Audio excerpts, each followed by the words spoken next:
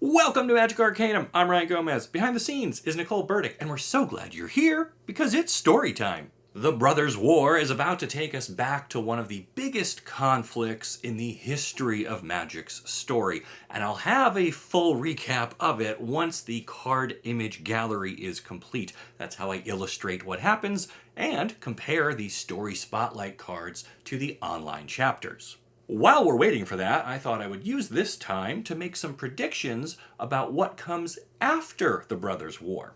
These are more fun the farther in advance you can make them, and not to brag, but I had a very high accuracy rating for the War of the Spark. So, before we get to that though, let me thank Into the AM for sponsoring this video. They're a downright magical clothing brand with a ton of designs that capture the feel of your favorite cards. So if you love the neon streets of Kamigawa or want to show off your loyalty to the Dimir Guild, check them out using my link down below. Promo code Magic Arcanum gets you 10% off your entire order while supporting the show, and it stacks with their bundle deals, which let you grab 3 eye-popping graphic tees at an even lower price. And with colder weather on the way, now is the perfect time to suit up in one of their hoodies or long sleeve basics. Either one will make you the best dressed wizard at your next game night. Alright, now let's ponder who lives, who dies, and who gets completed during the events of Phyrexia All Will Be One and March of the Machine. These are the next 2 sets to come to Magic, and they will focus on the Gatewatch and their allies making their stand against the Phyrexians. This massive confrontation will undoubtedly result in some established characters being killed or being revealed as Phyrexian sleeper agents. So we will start with Ajani and Tamiyo, 2 planeswalkers who have already achieved blessed perfection, depending on your point of view.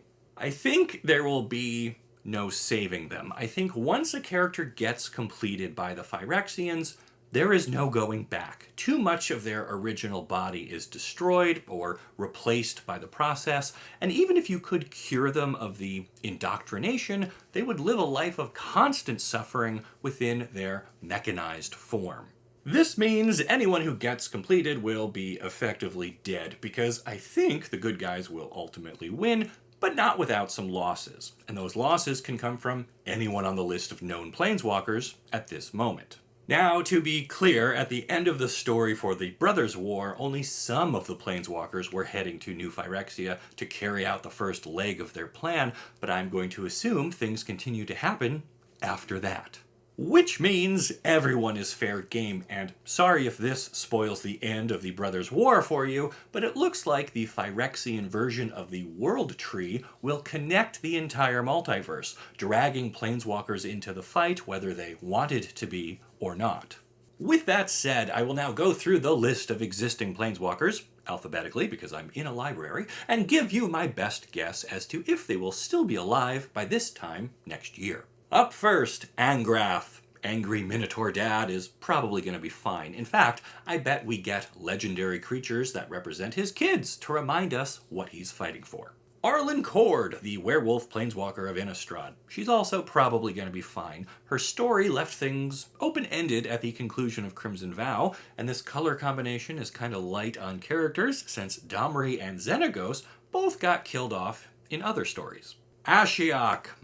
Ashiok has already gotten pretty close to Elesh Norn and lived to see another day, so I think they'll be fine.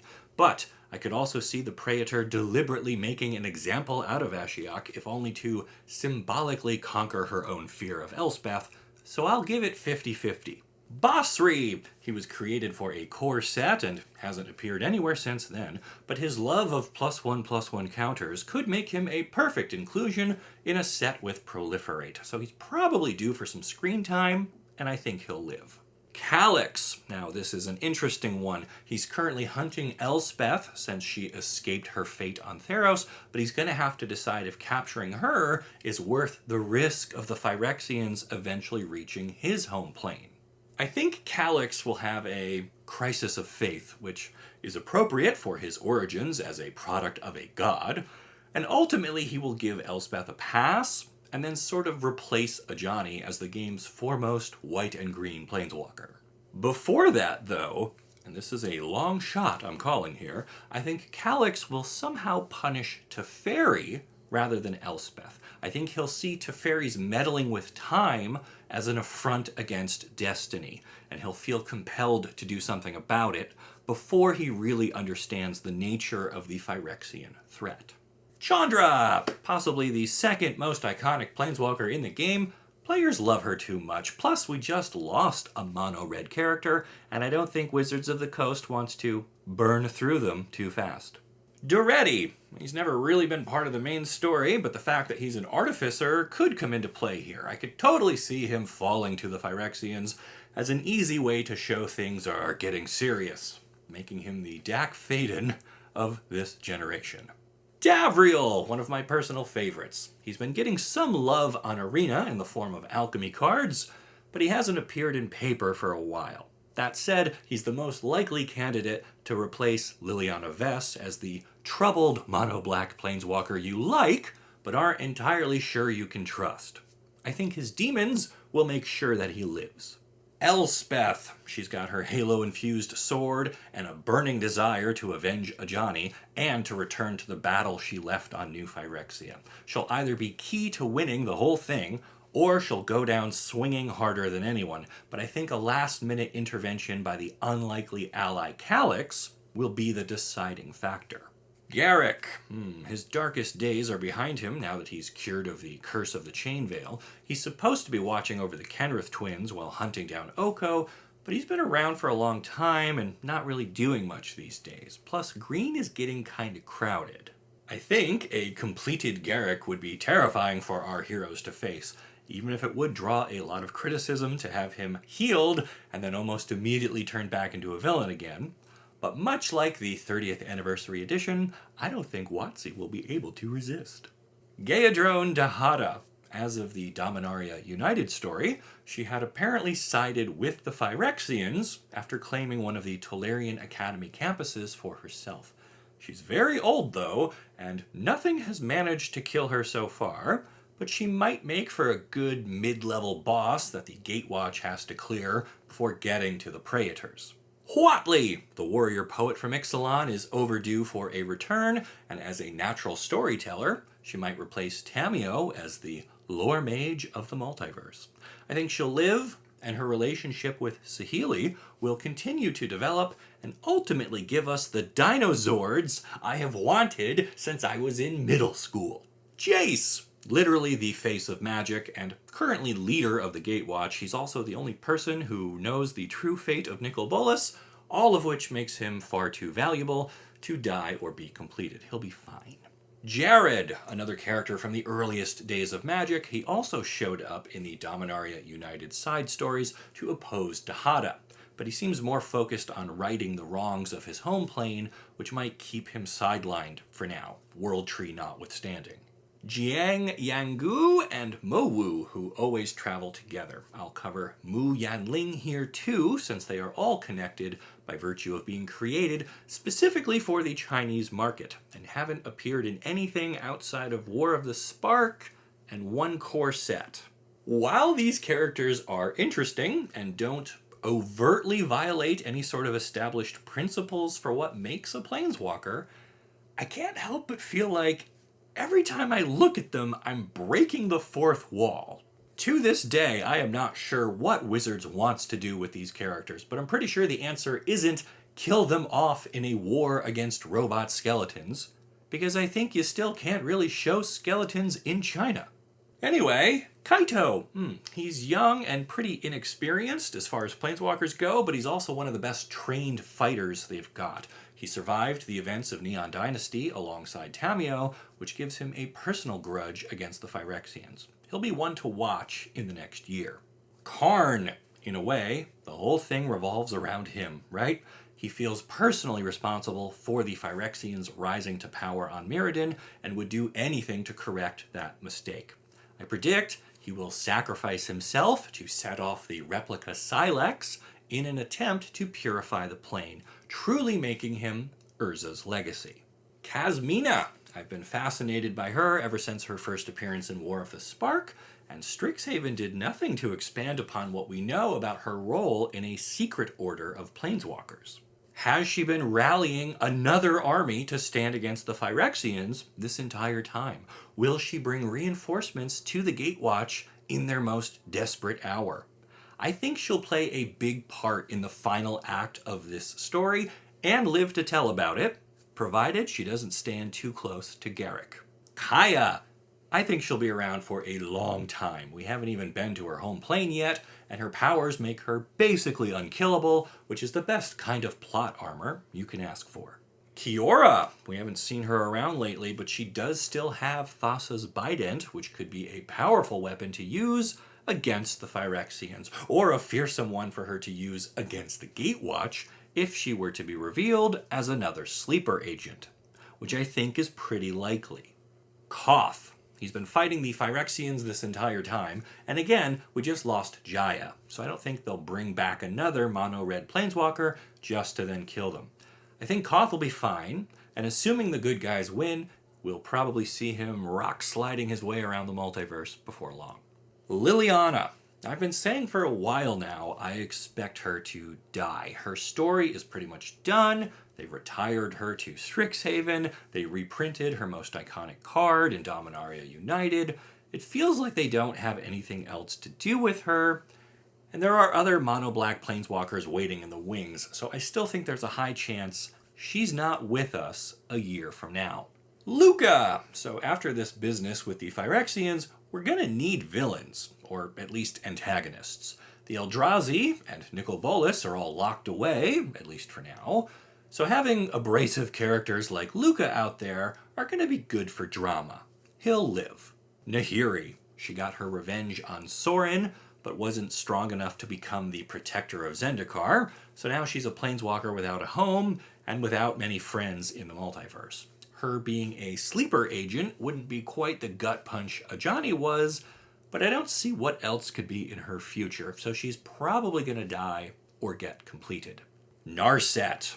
Tarkir is wildly popular for being a plane we've only visited once, and I suspect she will be key in helping the Khans reclaim their lands from the Dragon Lords. Her story isn't over, so I think she'll survive the March of the Machines. Nicol Bolas. Well, he's currently sparkless and stuck in the meditation realm with Ugin watching over him, so I don't think he's going to be present, but if there were a way for him to escape, a magical interplanar tree branch might be it. And we know that if Bolas had won the War of the Spark, his next move was going to be stomping out the Phyrexians. So it's possible other characters like Jace come to him for advice, or maybe even for direct help, if he doesn't find a way out of his own prison first. Nico! We haven't seen them since the conclusion of Kaldheim, but they seem to be a generally helpful planeswalker, and they have some experience with the original World Tree, which would make them a great addition to Team Gatewatch. I also don't think Wizards would kill them off so soon after an introduction, so they're probably safe. Nissa! She has struggled with her place in the multiverse, alternating between wanting to help everyone through the efforts of the Gatewatch and wanting only to protect and restore her home plane of Zendikar. But the Phyrexians would threaten that too, so we can expect to see her on the front lines of the coming conflict, maybe even bonding with fellow elven planeswalker Tyvar. Ob Nixilis. He was forced off New Capenna and will likely take some time to recover from his wounds, and then show up a few years from now as another low-level threat on an unexpected plane. Again, we will need bad guys after the dust settles on New Phyrexia, and a power-hungry demon fills that need perfectly. Oko. We don't know where he went after the events on Eldraine, or what he's been up to since then, which makes him a true wild card. He's a slippery one, and I'm not sure the Phyrexians would be able to get their hands on him long enough to perfect him, but if they do, he'll be even harder for the Gatewatch to deal with. Ultimately, though, it would not surprise me if he just winds up dead, just because players have such a strong negative reaction to him after playing against his card before it was banned. It would be cathartic to see him fall, I guess is what I'm trying to say. Ral Zarek, don't get me wrong, I like him, but we've got another blue-red planeswalker who deals in technology now, and we probably don't need two. I think Ral is going to die, maybe because he runs out of bottled lightning at the worst possible time. Rowan! And I'll toss Will in here too, since the twins share their spark, and presumably whatever fate happens to one will have to happen to the other. Garrick promised to protect them, and so maybe he gives his life to buy them time to escape a bad situation. I think they'll both live, but the fact that Will already lost part of his leg does make him a good candidate for some Phyrexian modification, so then it's just a question of if he drags Rowan down with him. Saheeli! As I just said with Ral, we probably don't need two red-blue planeswalkers with an overlapping appreciation for tinkering. Out of the two, I think Saheeli survives, if only so we can keep exploring her relationship with Huatli. And so she can build me my dinosaurs. How many times do I have to ask for them? Samet. Is she anyone's favorite? Her power is that she's very fast, right? Is she fast enough to avoid getting completed? I don't think so. Sarkhan. He was content to hand Tarkir over to the dragons, and then to see Bolas fall in the War of the Spark, so his storyline feels mostly done at this point. A Phyrexianized Sarkhan could do some interesting things with his dragon powers, which makes him a reasonable spec for completion. Sorin, the Vampire Lord of Innistrad. His plane is still recovering from the Eldrazi and the effects of the Eternal Night, so he's definitely got his hands full there. But I could also see him showing up and fighting to protect the multiverse, maybe to show some of Nahiri's lecturing actually stuck with him. There's also the popular theory that the planeswalkers from the Chibi secret lair are all going to be completed, since 2 out of the 5 already are, at least as of recording this video. But I don't think Sorin would survive everything that happened on Innistrad just to give up his life protecting some random plane he doesn't really care about. Plus, he's got unfinished business with his grandfather, so I don't think they can kill him off just yet. Teferi. Now, this is somebody who I could see making a heroic sacrifice. Teferi would do anything to protect Dominaria. He might stand by Karn as the Silex is used, or he might have to give up a portion of himself to finally restore Zalfir. But either way, time is probably running out for Teferi. Wow, I cannot believe Nicole let me keep that line in there. Tezzeret! Not only do I think he'll live through this whole ordeal, but he's going to get a very special prize for doing so. What is it? You'll have to watch my recap of what happens in the Brothers' War to find out. Teo, another newer planeswalker and one for which we've not yet even been to their home plane. Teo has some neat powers, and I could see him stepping up to fill Gideon's role of wanting to protect everyone, eventually. So he'll be fine. The Wanderer! Well, we now know who she is and where she's from. She's a highly skilled fighter, and I'm sure Kaito won't let anything bad happen to her, so we'll see her on the other side of this battle, no doubt. Tybalt! He loves to cause mischief, and he seems to think the Phyrexians aren't really a threat to him, but he's also quite similar to Oko in that they both enjoy watching the world burn, and I don't believe we need both of them. I think Tybalt is going to get completed and then die. Tyvar, yet another recently introduced planeswalker, full of potential. Elves are one of Magic's most iconic creature types, and if Nissa retires to watch over Zendikar, it's very likely Tyvar becomes the new face of green, at least for a little while. I think he'll live. Ugin! Much like Nicol Bolas, I'm sure the Gatewatch would love to have this Elder Dragon on their side in the conflict, but he'll probably feel obligated to stay put and watch over his twin brother. But if my earlier prediction ends up correct, he will fail that task and get dragged into the war anyway. Probably not going to die, though. Vivian! Oh boy, I like Vivian, I really do. But she was created to fill a hole in a core set and given a backstory that related to Nicol Bolas, who she believes is already dead. She's already got a legendary artifact to represent her trademark weapon, and we can't ever go to her home plane since it was destroyed. So I don't know if it's worth keeping her around. Plus, seeing her flip sides means she could, use the arc bow to unleash Phyrexian spirit creatures or something. That would be neat. Vraska, master assassin, and my favorite character in all of Magic. She worked hard to climb her way to the top of the Golgari, And after rescuing civilians during the War of the Spark, she's got all of Ravnica looking up to her. I would hate to see all of that get thrown away, but I cannot shake this feeling that the Phyrexians are going to get their claws into someone who happened to be the first planeswalker I ever opened, because that would make it personal. And finally, Ren. She's one of the more unique designs among planeswalkers, which might give her some plot armor. And I'm not sure they'd be interested in completing another tree anyway, so I think she'll be just fine. And that's it. I think that's every known living planeswalker who could conceivably appear within the next year in the campaign against the Phyrexians. To recap, I think Ashiok, Daretti, Garruk, Karn, Kiora, Liliana, Nahiri, Ral, Samut, Sarkhan, Teferi, Tibalt, and Vivian are the most likely characters to either be completed or killed by the Phyrexians sometime within the next 12 months. But I am really curious to hear what you think, so leave me your list in the comments down below. And while you're there, check out my link for Into the AM and grab yourself something fancy to wear for the Brothers War pre-release. Then make sure you like this video and subscribe to the channel so you don't miss the great stories you'll only find here on Magic Arcanum. We'll see you.